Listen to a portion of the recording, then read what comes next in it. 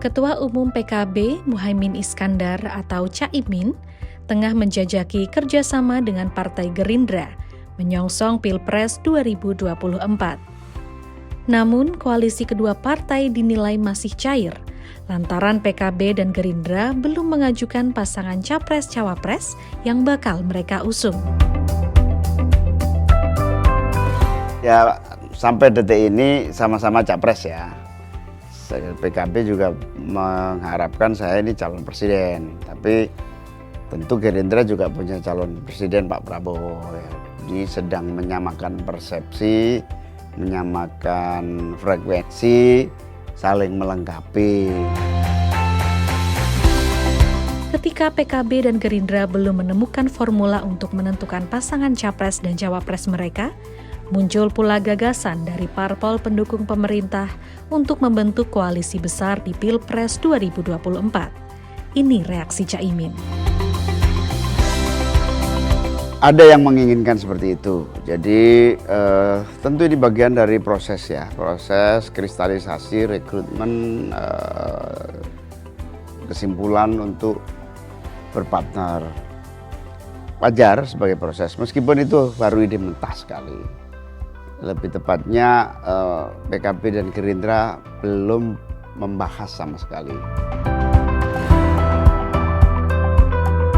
Sebagai penggemar sepak bola, Caimin juga mengaku kecewa atas gagalnya Indonesia menjadi tuan rumah Piala Dunia U20. Menurutnya, sebuah kesempatan emas untuk timnas U20 bermain di level dunia hilang sudah.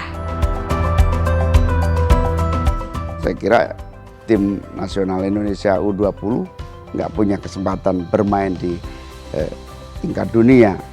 Padahal timnas U20 ini tidak akan punya kesempatan main di tingkat dunia kalau kita tidak menjadi tuan rumah. Ini kesempatan emas yang gagal, yang menyedihkan.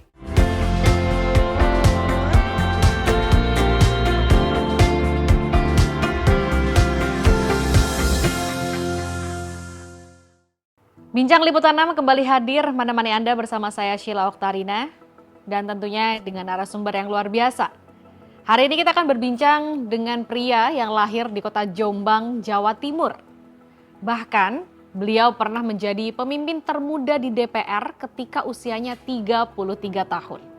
Sekarang beliau menjabat menjadi Wakil Ketua DPR RI dan juga beliau adalah Ketua Umum DPP Partai Kebangkitan Bangsa. Kita akan berbincang bersama Bapak Muhaimin Iskandar yang kita kenal dengan Caimin. Halo Cak, apa kabar? Alhamdulillah baik. Wah, luar biasa ini ya, akhirnya ketemu juga sama Caimin ya. Caimin ini kan sibuk banget, di sela-sela kesibukannya ini masih bisa ngelakuin hobinya nggak sih Cak? Iya, kadang-kadang masih suka sunmori, olahraga, sepedaan gitulah. Wah, mantep olahraga ya. Nah, Caimin sebagai Ketua DPP PKB ini kalau misalnya sahabat liputan6.com ini pengen tahu langkah-langkahnya ya di pemilu legislatif 2024 gitu kan. Ini yang dilakuin untuk mencapai targetnya apa sih, Cak? Ya, tentu yang sedang kita lakukan hari ini adalah penuntasan calon-calon anggota legislatif ya. Di sana proses rekrutmen, fit and proper, penempatan daerah pemilihan, dan tentu saja persiapan strategi, pembagian tugas dan zona-zona pemenangan.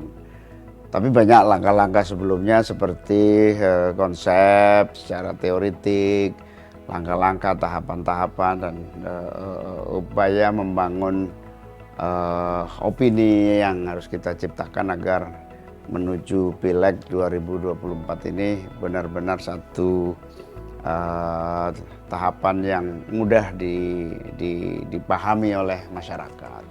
Oke, dan PKB sendiri ini kan lagi kerjasama sama Gerindra. Ya. Awalnya gimana Cak? Kok akhirnya memutuskan kerjasamanya sama Gerindra? Ya, memang ada beberapa faktor yang menyamakan kita dengan Gerindra. Yang pertama ya tentu sama-sama butuh ya.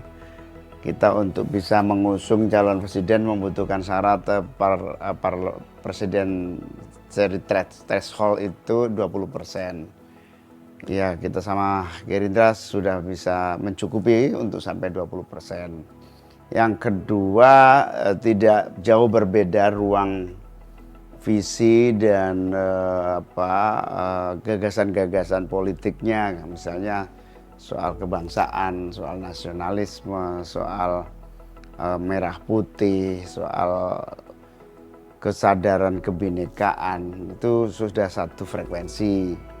Yang kedua, kita sama-sama punya pengalaman dan sejarah reformasi yang dimana partai ini lahir dan berkembang di era reformasi. Yang ketiga tentu kebersamaan ini punya dua segmen yang berbeda. Segmen Gerindra dan segmen PKB kebetulan punya wilayah kekuatan yang saling melengkapi.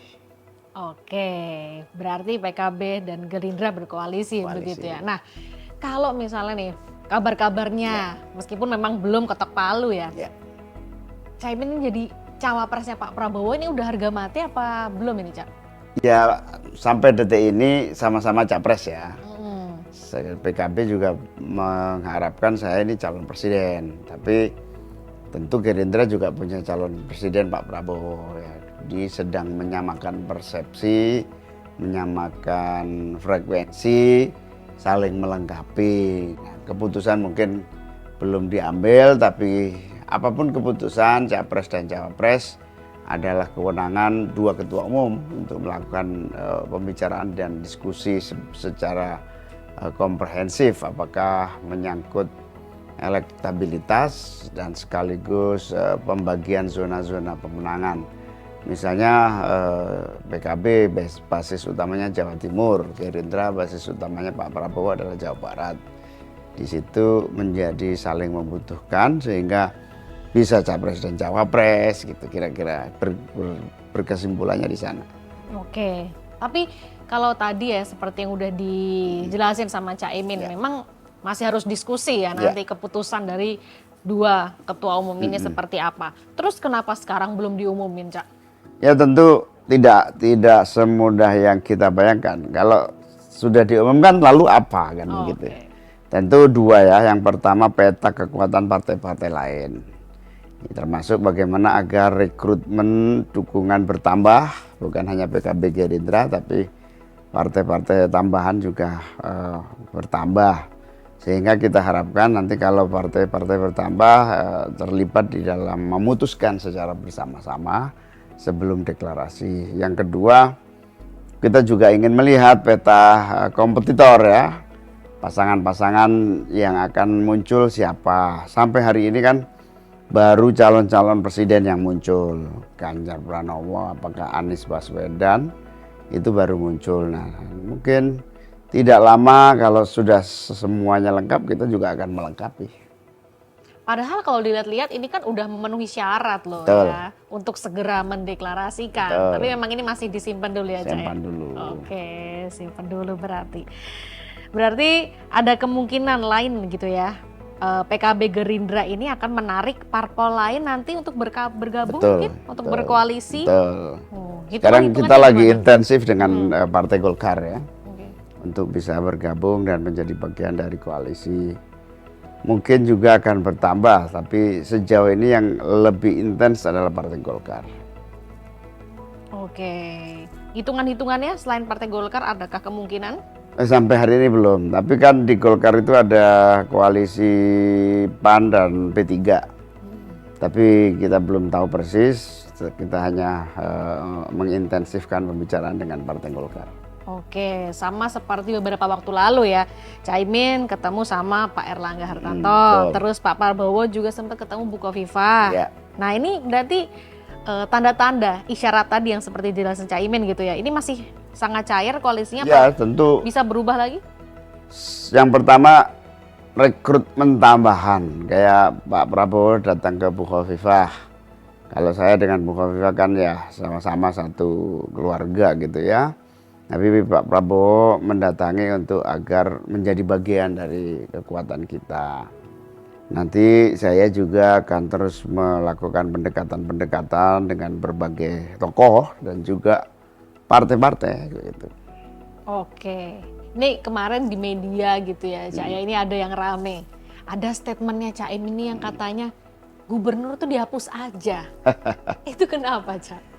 Jadi ide itu muncul karena selama beberapa tahun terakhir ini, 15 tahun terakhir ini, bahkan 20 tahun lebih ya, kita menyaksikan otonomi daerah diikuti dengan pemilihan kepala daerah secara langsung dan pengalaman tentang pembagian wewenang pusat dan daerah.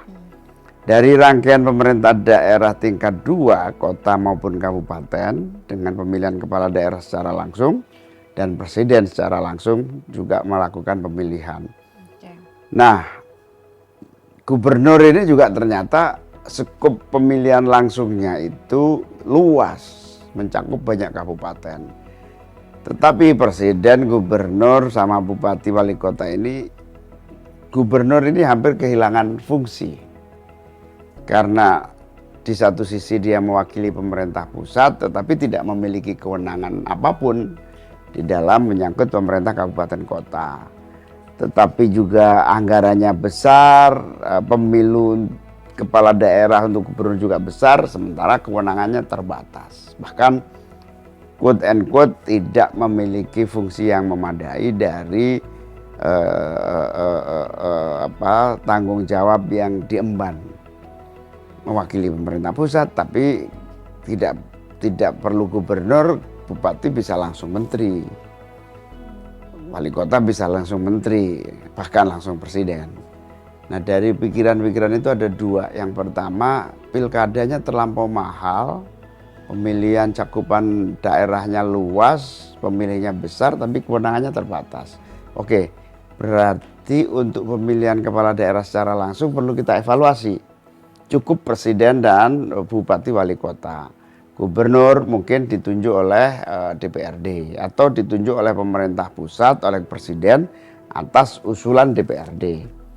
Tapi berkembang diskusinya, kalau fungsinya tidak terlalu signifikan, kenapa nggak langsung pemerintah pusat dengan pemerintah kabupaten kota? Nah, di situ lebih efektif jarak komunikasinya.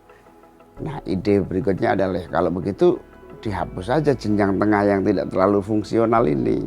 Disitulah kira-kira idenya untuk tujuan efektivitas komunikasi pemerintahan pusat dan otonomi daerah. Oke, tapi kalau untuk gubernur sendiri kan jabatannya ini untuk provinsi, berarti ada satuan wilayah yang dihapus, nggak ada pemimpinnya nanti provinsi? Ya, memang fungsinya tidak terlalu maksimal. Pemerintah provinsi itu hampir tidak memiliki kewenangan apapun. Kewenangannya ada tingkat pusat dan tingkat kabupaten. Tapi ini baru ide mentah ya, yang mungkin perlu kita kaji lebih mendalam. Menyangkut dua aspek. Aspek yang pertama, SDM-nya sudah terlampau banyak di situ. Di situ ada DPRD, di situ ada pemerintah yang memiliki ASN yang cukup besar, SDM-nya melimpah. Kalau nanti ditutup atau tidak ada gubernur, lalu kemana ini level rekrutmen kepemimpinan tengah ini? Nah, yang kedua tentu kita harus hati-hati soal siapa yang mewakili pemerintah pusat di dalam pengawasan kabupaten kota. Apakah dirjen, apakah langsung menteri? Nah, ini juga perlu diskusi pematangan yang membutuhkan pikiran yang jernih, tajam, dan melibatkan ahli-ahli otonomi daerah sekaligus pemerintahan.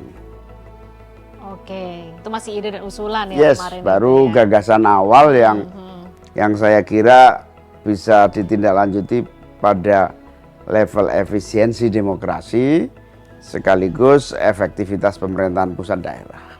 Oke. Cak Imin ini kabarnya dulu suka belajar jurnalistik juga nih, Cak. Ini gimana ceritanya? Ini kok jadi grogi nih saya. Jadi saya itu setelah lulus S1 memang bergeraknya di dunia media ya. Lebih tepatnya sebetulnya mendirikan sebuah tabloid dulu. Bersama Mas Eros Jarot dan beberapa tokoh-tokoh waktu itu. Di mana setelah akhir-akhir pemberedelan itu kemudian tumbuh kesadaran kritis lah gitu, sehingga dunia media menjadi lebih luas. Nah sempat ya hampir sekitar 4 tahun lah di dunia tulis menulis, tidak hanya media, juga di kajian dan penelitian yang saya tekuni. Dan dulu memang hobinya di situ, kesenangannya di situ, tapi tiba-tiba reformasi, pendirian partai, kemudian saya diajak oleh Gus Dur untuk mengembangkan PKB ini, akhirnya ya kita tinggalkan. Nah ini yang mungkin sahabat liputan6.com juga penasaran. Awalnya sempat tertarik nih kan tadi, bahkan mendirikan media juga, terus bisa belok ke dunia politik gitu loh Cak. Memang gennya di situ sih sebetulnya ya, latar belakang utama kita itu sosial ya, sosial terutama seluruh orang tua saya, bapak ibu, kakek-kakek semua memang bergerak di dunia organisasi sosial, organisasi keagamaan, di NU, di pesantren, di lembaga pendidikan yang memikirkan 2 hal. Yang pertama SDM dan mutu, kualitas pengajaran, pendidikan formal. Yang kedua kemasyarakatan. Setelah banyak menjadi bagian dari dunia pendidikan ini, bukan hanya institusinya tetapi komunitas masyarakatnya. Lalu seperti sejarah NU, awalnya pesantren, kemudian berkembang menjadi masyarakat, lalu berkembang membutuhkan organisasi yang mengayomi, lebih luas lagi punya kekuatan jumlah yang banyak, akhirnya butuh partai politik. Ya, sama seperti itulah gennya. Sehingga ini dunia baru tapi sebetulnya sejarahnya dunia lama. Udah dari sononya dari ya, sononya dulu, memang gitu ya. Doktrin yang ditanamkan kan sebetulnya mendidik, bermanfaat dan memberikan perubahan nyata buat masyarakat, itu doktrinnya. Tapi saya waktu itu kan di Jogja sempat anti partai ya, karena di zaman Orde Baru itu kan partai hanya 3 yang kita anggap tidak terlalu berfungsi maksimal. Sehingga kritisisme itu, nah pengalaman itulah menjadi setelah diajak PBNU bersama Gus Dur mendirikan PKB, ya memang akhirnya ya memang dunia kita di sini. Dan waktu itu diminta jadi sekjen pertama. PKB ya, pertama, dan akhirnya sudah menemukan jati dirinya di sini. Ternyata di sini. Karena apa, politik itu menyangkut jalan cepat untuk lebih berkiprah.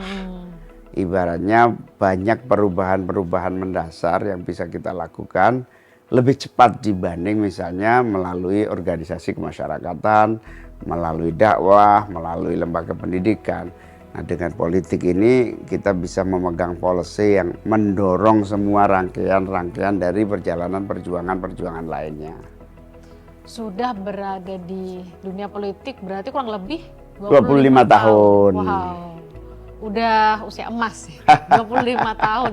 Berarti melanglang buana di sana, bahkan banyak jabatan yang sudah dijalani Caimin begitu ya, tentunya eksekutif maupun legislatif. Nah itu, menteri juga pernah ya, menteri. Ya kan? Berarti udah bisa melihat dong berarti ya untuk langkah-langkah selanjutnya nih, kawan seperti apa atau bahkan kawan yang jadi lawan seperti apa nih Cak? Ya seperti idiom-idiom politik sejak dulu diingatkan banyak sekali yang saya buktikan. Misalnya politik itu trik dan strategi, ya memang harus pintar-pintar strategi.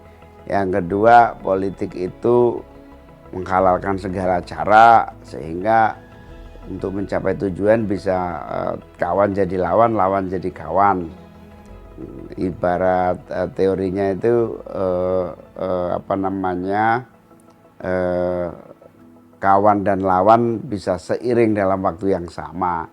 Itulah faktanya seperti itu. Tapi kita punya satu pijakan yang kuat ya, bahwa para kakek-kakek buyut kita, orang tua kita berpolitik itu memang punya tujuan yang murni. Sehingga teori yang dipegang adalah politik itu ibadah, ber-PKB itu berkah. Kira-kira tidak sia-sia kita mau menggunakan trik, cara, strategi, semuanya punya basis nilai, punya basis pertanggungjawaban gitulah.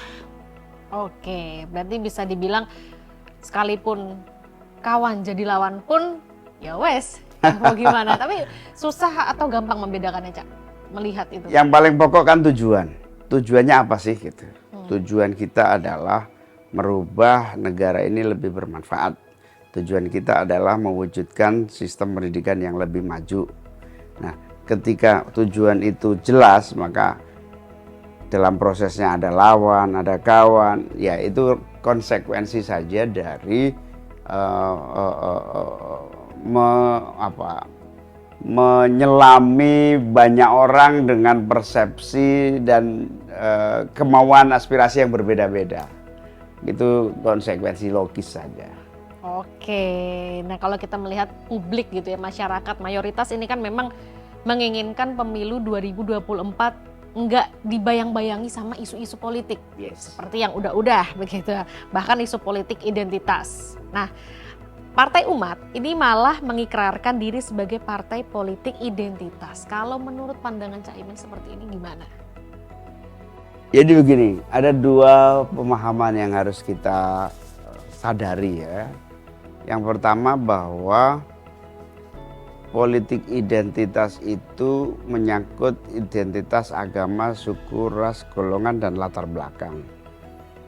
Ini artinya bagaimana yang latar belakang yang sensitif ini tidak merusak apa yang disebut sendi-sendi persatuan dan kesatuan bangsa. Sehingga identitas ini harus lebih digunakan lebih produktif, tidak dimanipulasi untuk akibat-akibat yang negatif. Sehingga misalnya agama bisa menjadi latar belakang politik, tetapi menjadi positif kalau agama itu diangkat pesan dan nilainya. Tetapi kalau agama dijadikan legitimasi untuk adu domba, itu namanya politik identitas. Begitu juga yang kedua, kita harus melihat perbedaan suku, agama, ras, dan golongan itu bukan hambatan, tetapi itu justru peluang. Karena itu saya tidak setuju kalau ada pernyataan politik identitas itu negatif. Tidak. Politik identitas itu positif manakala justru itu menjadi potensi untuk perubahan dan perbaikan. Nah, sebuah partai menggunakan agama sebagai motivasi atau agama sebagai alat untuk promosi, ya nanti rakyat yang menilai. Apakah dia melanggar norma-norma pesan agama atau dia mengeksploitasi agama? Akan terbukti di situ, dan pengalaman menunjukkan yang akan laku adalah yang benar-benar terbukti meletakkan agama sebagai spirit, bukan agama sebagai simbol. Oke, jadi memang segala sesuatu hal itu nggak bisa dicampur adukan ya. Betul. Misalnya politik dengan Betul. hal yang lagi rame kemarin nih sama olahraga. Ya. Menurut Cak Imin gimana ini? Jadi begini, yang paling pokok dari cara pandang kebutuhan orang banyak itu adalah jangan sampai kita tidak bisa membedakan antara kepentingan nasional dengan kepentingan politik. Kepentingan nasional itu apa? Ya, menurut saya kepentingan nasional itu adalah kebutuhan untuk mewujudkan prestasi-prestasi olahraga yang baik, menjadi bagian dari Piala Dunia, menjadi bagian dari kompetisi global, itu tujuan utama. Nah, soal kemudian politik luar negeri, pembelaan kita kepada Israel, komitmen kita kepada Palestina, pembelaan kita kepada Palestina, sikap kritis kita kepada Israel, itu nomor 2. Yang paling pokok adalah kepentingan nasional. Ini yang, oleh karena itu saya setuju dengan pernyataan Bung Karno bahwa yang paling dikedepankan adalah semua hal harus mengutamakan kepentingan nasional, termasuk ketika kita harus mengambil sikap politik luar negeri. Diplomasi tujuannya untuk kepentingan nasional.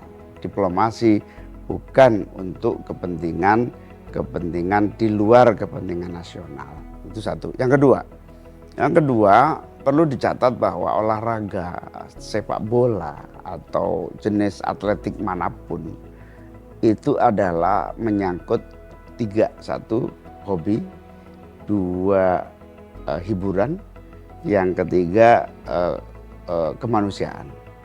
Kalau sudah bicara ini, mestinya lintas batas negara, lintas batas latar belakang, perbedaan cara pandang politik itu hilang. Konsentrasi di prestasi. Nah, saya melihat ke depan Indonesia harus tuntas ya. Indonesia harus tuntas, tidak boleh lagi berdebat Israel atau tidak Israel menyangkut olahraga. Pokoknya menyangkut olahraga adalah ruang yang bebas dari berbagai konflik dan berbagai kepentingan yang menyangkut politik negara. Oleh karena itu supaya cair, dan saya ingin menyatakan Indonesia harus terbuka seluas-luasnya dengan perbedaan apapun dalam hal olahraga. Nyatanya so fine itu misalnya panjat tebing, atletik, olahraga macam-macam main di Indonesia aman-aman saja. Saya kira kita harus punya prinsip itu sehingga tidak punya cara pandang ganda yang itu merugikan Indonesia sendiri di dalam peta prestasi dunia yang terus kita kejar. Kita kehilangan kesempatan, dan kemarin gara-gara gagalnya sebagai tuan rumah, saya kira tim nasional Indonesia U20 nggak punya kesempatan bermain di tingkat dunia. Padahal timnas U20 ini tidak akan punya kesempatan main di tingkat dunia kalau kita tidak menjadi tuan rumah. Ini kesempatan emas yang gagal, yang menyedihkan. Ya, bahkan kalau ngelihat komentar dari netizen juga gitu ya, kapan lagi kesempatannya? Belum tentu lolos kualifikasi seperti itu ya. Tapi melihat jiwa-jiwa muda, para atletik-atletik muda ini ya, Cak Imin, mereka kan sudah berjuang, mereka sudah latihan mati-matian untuk ini. Ketika dikalahkan itu mereka sangat kecewa dengan politik, itu bagaimana? Betul. Saya kira ini harus disadari oleh semua tokoh, semua pemimpin baik agama maupun politik, bahwa olahraga, seni, budaya, hiburan free tanpa batas. Baik itu wilayah negara, latar belakang perbedaan, bahkan kalau ada perang antar negara, misalnya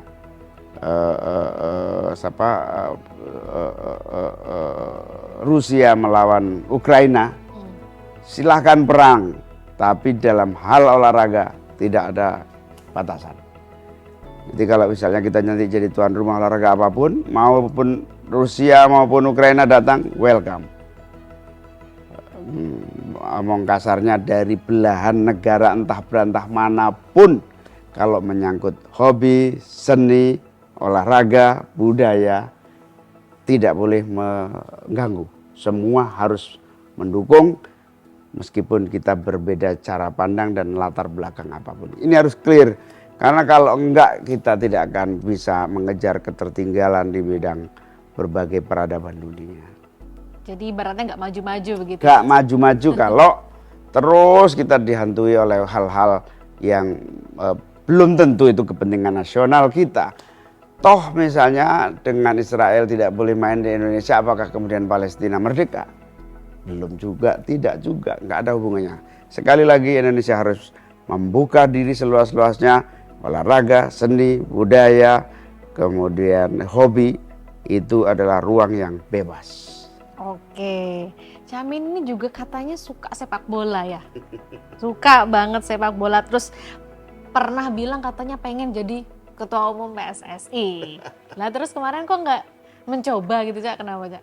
Saya 2014 ketika hiruk pikuk PSSI, konflik pecah dan seterusnya, terpanggil sebagai orang yang hobi menikmati bola, dan dari kecil memang itu sebuah olahraga rakyat yang memang kita rasakan ya, kompetisi tingkat desa, tingkat kecamatan, tingkat kabupaten.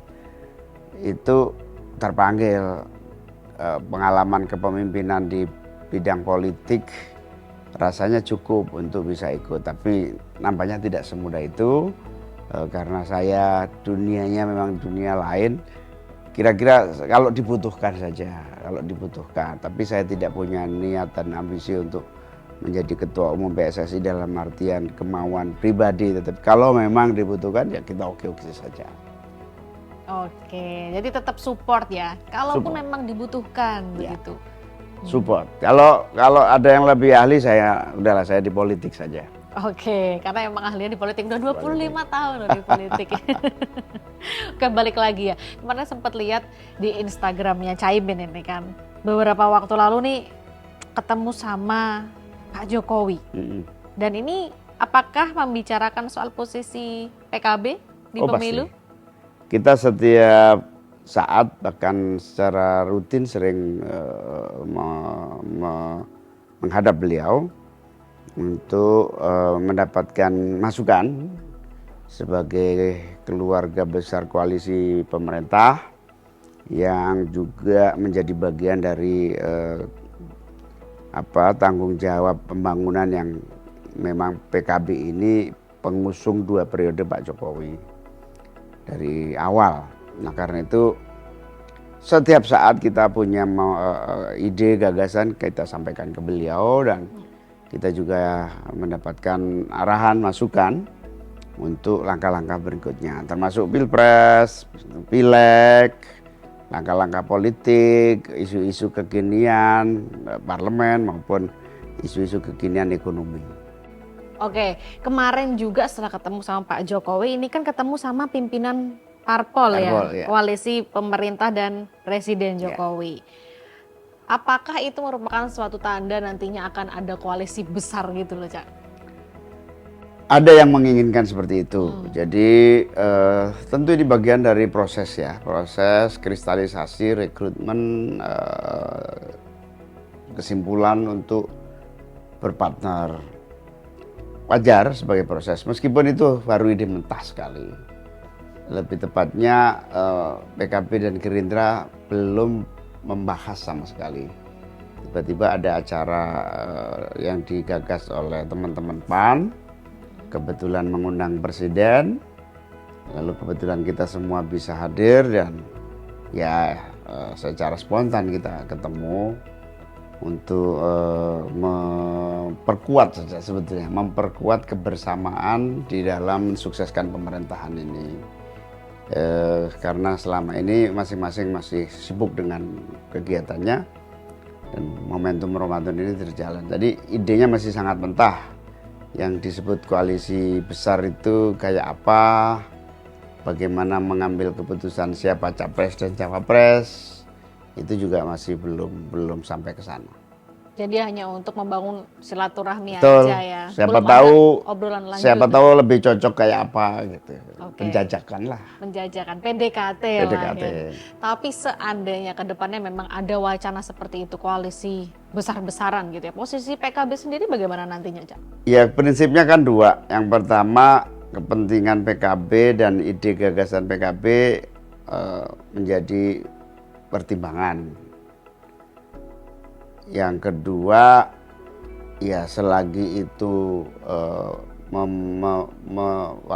memberi kontribusi demokrasi yang baik, sistem politik yang sehat, ya sangat positif ya, sangat penting koalisi besar itu. Di sisi yang lain, dengan koalisi besar itu lebih simpel untuk kemenangan tentu saja. Semakin banyak dukungan akan memudahkan pemenangan. Tapi kita lihat nanti apakah bisa terwujud atau tidak. Sampai hari ini belum ada pembicaraan. Oke, padahal kalau kita lihat sekarang ini kan udah mau mendekati ya, Februari 2024. Kapan tenggat waktunya akan mendeklarasi? Tentu semua akan melihat sampai batas kira-kira Agustus. Agustus adalah limit time untuk memutuskan pendaftaran pada bulan September. Nah, ya sangat tergantung siapa yang memulai. Ini bisa disebut sebagai kebuntuan, saling mengintai, saling menunggu, saling membuat proses menuju kepastian. Karena akan siapa capresnya, siapa wapresnya akan diantisipasi oleh koalisi lainnya. Oke, kita melihat kemarin di DPR ya, Caimin kan wakil ketua DPR gitu. Di DPR kemarin itu kan ada rapat Pak Mahfud, ya kan, tentang perampasan aset yang segera disahkan gitu kan. Sementara Pak Bambang Pacul bilang ini tergantung ketua umum, katanya begitu. Gimana tanggapan Caimin melihat? Ya, yang disebut Pak Bambang Pacul itu kan dalam sebuah pembuatan undang-undang. Menurut Pak Bambang Pacul, undang-undang nggak jalan atau jalan itu atas perintah partai, kira-kira begitu. Kalau partainya memerintah ya jalan, kalau partainya tidak memerintah itu by proses, memang seperti itu by proses. Tapi urgensi dan kebutuhannya memang hendaknya DPR sebagai lembaga legislatif membuat urgensi yang justru mempengaruhi partai politik, meyakinkan partai politik dari DPR sendiri. Walhasil hubungan partai dengan anggota DPR adalah hubungan ideologis, menyangkut kepentingan bersama, sehingga misalnya PKB menyerahkan sepenuhnya kepada DPR, PKB yang ada di DPR untuk membuat rangkaian prioritas. Nah, disampaikan ke partai, ke PKB, nanti kita setujui. Pada prinsipnya kebebasan sepenuhnya ada di anggota DPR. Oke. Nah, goes to 2024 ya, pemilu 2024. Ini Caimin sendiri melihatnya di mana generasi sekarang ini kan milenial dan Gen Z. Bagaimana cara meyakinkan milenial dan Gen Z ini untuk memang percaya dengan politik? Ya. Ini pekerjaan yang tidak mudah. Karena ada dua. Yang pertama, banyak kesalahpahaman dan persepsi yang salah tentang politik dan partai. Kondisi oknum-oknum DPR, oknum-oknum partai yang negatif, image-nya dominan, disimpulkan oleh kalangan Gen Z, milenial, sebagai politik itu tidak menarik dan tidak penting. Itu satu sisi. Ini yang membuat tantangan harus menjadi pekerjaan serius, meyakinkan generasi milenial dan Gen Z ini bahwa politik is important for them, untuk mereka. Dan ini perlu terus melibatkan. Nah, alhamdulillah kita misalnya juru bicara PKB hari ini kita ambil dari Gen Z dan milenial. Itu sebagai menjembatani komunikasi.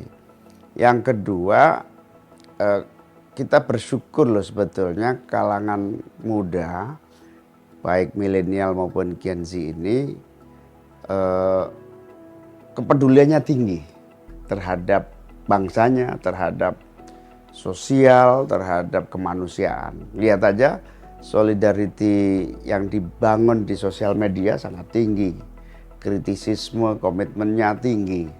Nah, ini tinggal menyambungkan saja bagaimana komitmen yang tinggi, akar utama dari politik itu sebetulnya kan komitmen yang tinggi kepada merah putih dan kepentingan bangsa. Nah, ini sama, tinggal ini mengklikkan inilah pekerjaan yang kedua. Jadi pekerjaan yang pertama mengakhiri salah paham. Kalau ada yang busuk dari partai politik, kalau ada yang busuk dari legislatif, hendaknya tidak digeneralisir.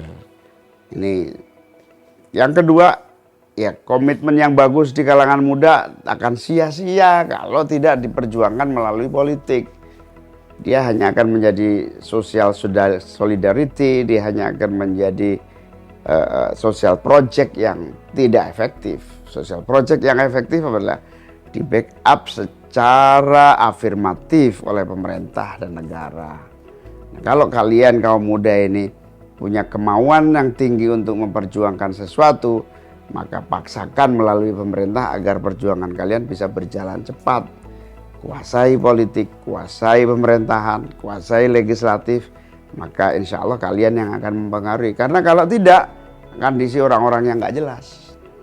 Oke, karena kan kalau dilihat generasi muda sekarang itu berpikiran terbuka. Tapi kalau kita mundur sedikit nih ya Cak ya, balik lagi di politik identitas yang malah tahun-tahun lalu sering dimainkan. Itu mungkin yang membuat generasi muda sekarang itu jadi males. Betul. Karena membaca, politik pasti banyak dramanya. Betul. Sebagai calon pemimpin negara, Cak Imin nanti akan menyelesaikan hal itu seperti apa? Ya tentu harus mengakhiri semua potensi politik negatif, termasuk identitas. Misalnya hiruk pikuk di sosial media antara dua kubu, cebong dan kadrun misalnya, itu harus diakhiri. Mereka-mereka yang membabi buta, bermusuhan, tanpa ada jeda dan selalu hanya mencari kesalahan, mencari perpecahan, ini harus diakhiri. Kita menolak itu semua, dan yang paling bisa diyakinkan kepada teman-teman muda adalah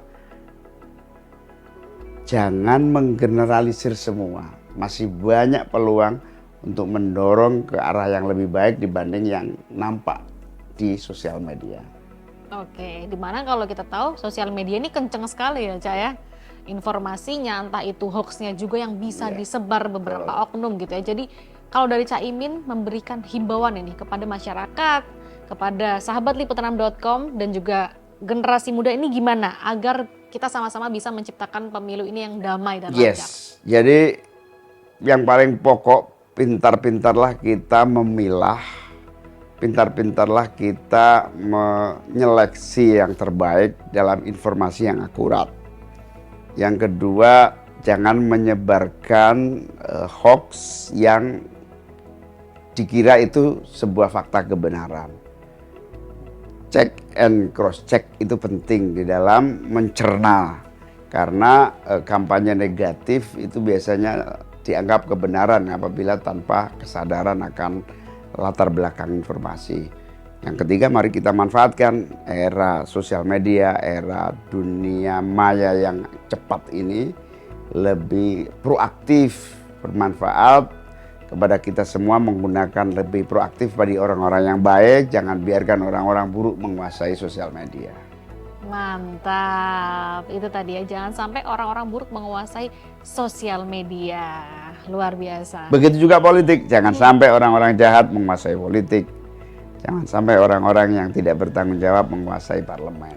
Itu dia. Saya ingin mengajak anak muda Indonesia, jadilah DPR yang menguasai DPR sebanyak-banyaknya. Partai apapun.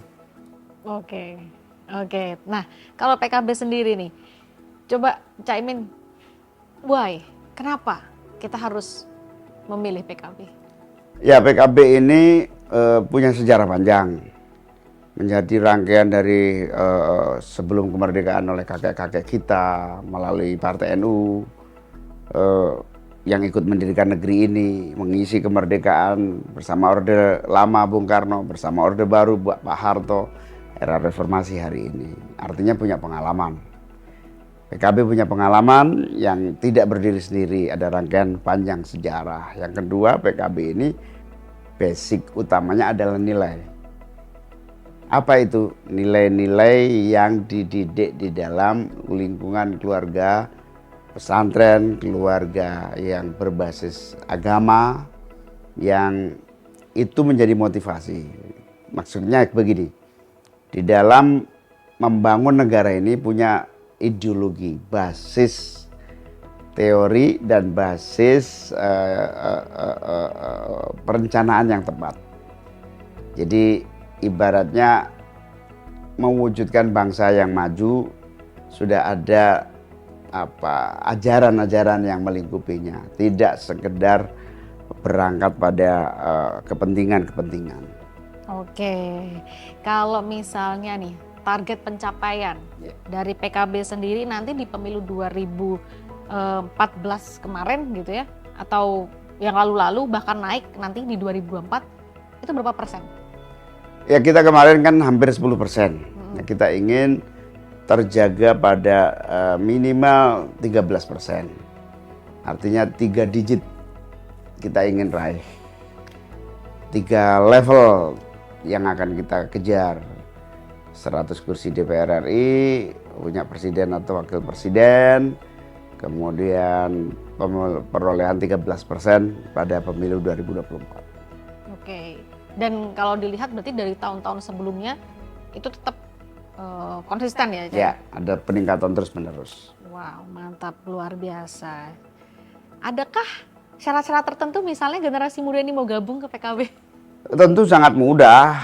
Ini mumpung ada pembukaan calon legislatif, ayo tunjukkan kemauan Anda untuk bergabung kaum muda. Jadilah calon legislatif, kita siap melanjutkan. Anda yang punya potensi, buktikan. Bahkan kita bantu untuk menjadi anggota DPRD kabupaten, untuk menjadi anggota DPR RI. Kita bantu semaksimal mungkin. Tahapan untuk prosesnya juga pasti kita masuk dalam partai dulu ya, terjun di dunia politik. Ya kalau caleg langsung aja daftar online, nanti dipanggil untuk fit and proper, kemampuan diuji. Setelah lolos uji kemampuan, nanti memilih daerah yang siap untuk bertanding di provinsi, apa di kabupaten, apa di RI. Sangat mudah, tidak usah aktif di partai. Cukup menyiapkan kemauan yang tinggi dan latar belakang yang memadai. Oke, jadi bisa dibilang siapapun bisa? Siapapun bisa. Tidak perlu aktif di partai seperti saya 24 jam. Cukup mendekati hati rakyat saja yang lebih penting. Nah, sedikit lagi atau sebentar lagi ya, ini kan akan survei Capres-Cawapres nih ya, Cak ya. Nah, kalau posisi Cak Imin ini kan masih di papan tengah. Bagaimana langkah-langkah untuk meningkatkan? Ya, alhamdulillah 3 tahapan sudah kita lalui. Yang pertama memanfaatkan para pengurus dan aktivis partai di semua daerah. Ini yang terus bekerja terus dan membuktikan hasilnya survei-survei yang ada. Meskipun ada catatan, banyak survei yang tidak memunculkan nama saya, ada juga banyak. Harusnya saya di survei itu harus dimunculkan dari 10 nama, harus ada saya. Itu rata-rata banyak yang dari 10 nama yang disurvei saya tidak dimasukkan. Oke, sekarang itu saya berani diuji dari 5 nama yang ada, mungkin sekarang sudah bisa dilihat rankingnya. Alhamdulillah saya ranking keempat ya. Artinya kenaikan tinggi. Memang masih Ganjar, Prabowo, Anies, baru saya. Tapi ini wajar proses ya, nanti akan kita lihat. Di Jawa Timur malah beda lagi, saya lebih unggul dibanding yang lain. Karena memang Caimin orang Jawa Timur. Basis PKB di sana. Basis PKB di sana. Kelahiran kota Jombang. Jombang, Jawa Timur. Jawa Timur bahasanya masih fasih, Cak. Masih lah.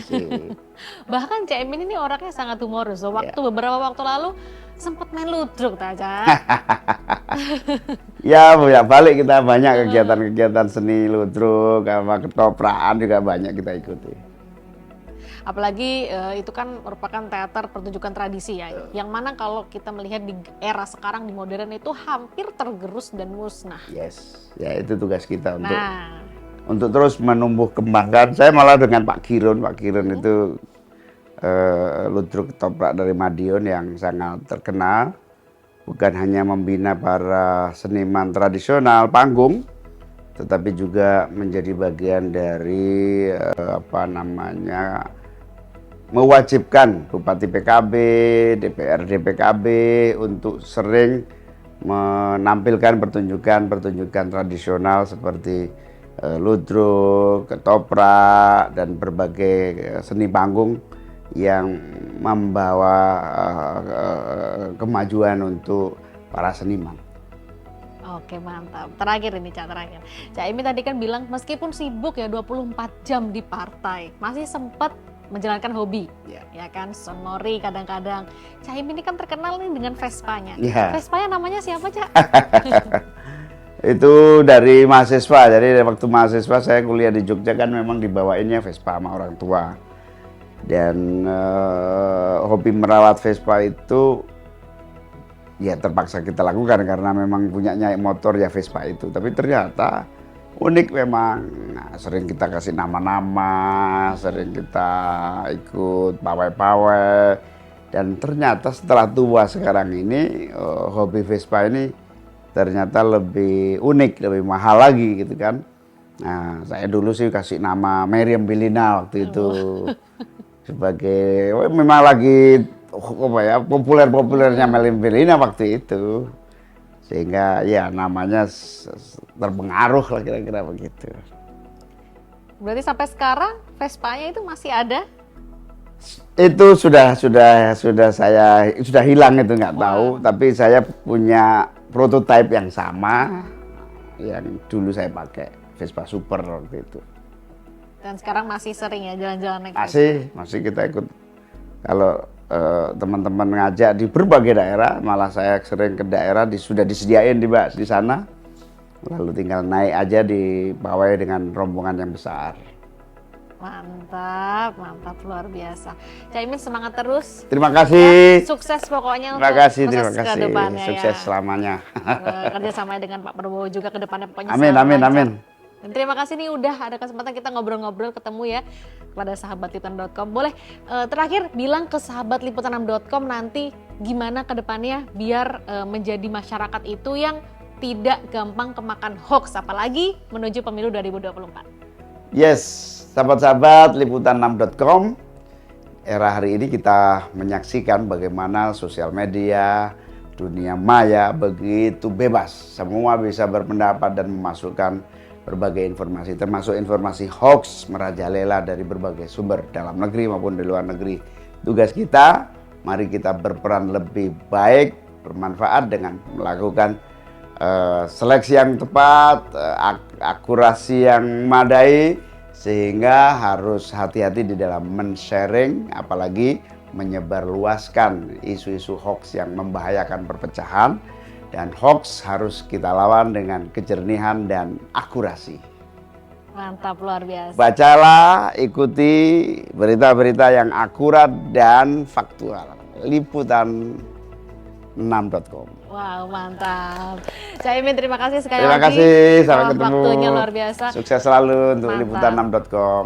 Sahabat liputan6.com, itu tadi bincang Liputan 6 hari ini bersama dengan Bapak Muhaimin Iskandar yang kita kenal dengan Caimin, begitu luar biasa, melalang buana di dunia politik dan tentunya banyak pesan-pesan yang disampaikan dari beliau untuk kita dapat belajar bersama-sama. Kalau begitu, saya Sheila Oktarina pamit, mewakili seluruh kerabat kerja yang bertugas, sampai jumpa lagi di bincang liputan6.com lainnya.